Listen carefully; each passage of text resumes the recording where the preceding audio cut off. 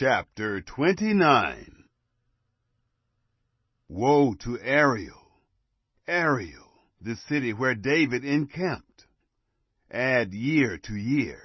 Let the feasts come around. Then I will distress Ariel, and there will be mourning and lamentation.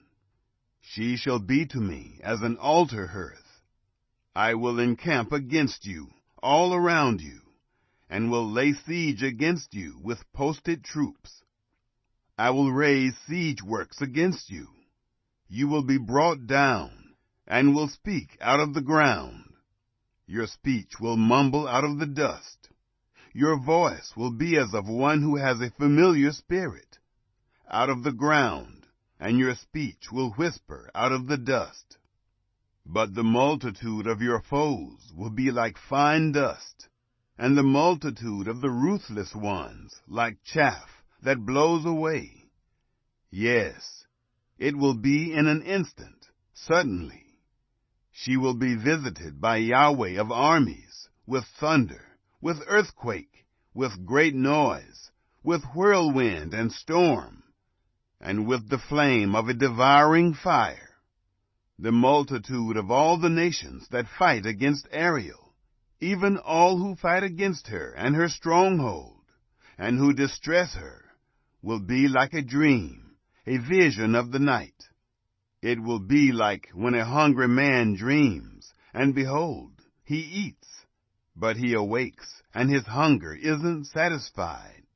Or like when a thirsty man dreams, and behold, he drinks, but he awakes, and behold, he is faint, and he is still thirsty. The multitude of all the nations that fight against Mount Zion will be like that. Pause and wonder. Blind yourselves and be blind. They are drunken, but not with wine. They stagger, but not with strong drink. For Yahweh has poured out on you a spirit of deep sleep, and has closed your eyes, the prophets. And he has covered your heads, the seers. All vision has become to you like the words of a book that is sealed, which men deliver to one who is educated, saying, "Read this, please." And he says, "I can't, for it is sealed." And the book is delivered to one who is not educated, saying, "Read this, please." And he says, "I can't read." The Lord said, "Because this people draws near with their mouth and honors me with their lips, but they have removed their heart far from me, and their fear of me is a commandment of men which has been taught.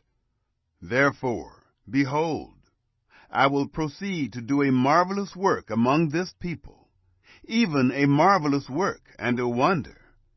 And the wisdom of their wise men will perish, and the understanding of their prudent men will be hidden. Woe to those who deeply hide their counsel from Yahweh, and whose deeds are in the dark, and who say, 'Who sees us?' and 'Who knows us?' You turn things upside down. Should the potter be thought to be like clay, that the thing made should say about him who made it, 'He didn't make me'? Or the thing formed say of him who formed it, 'He has no understanding'?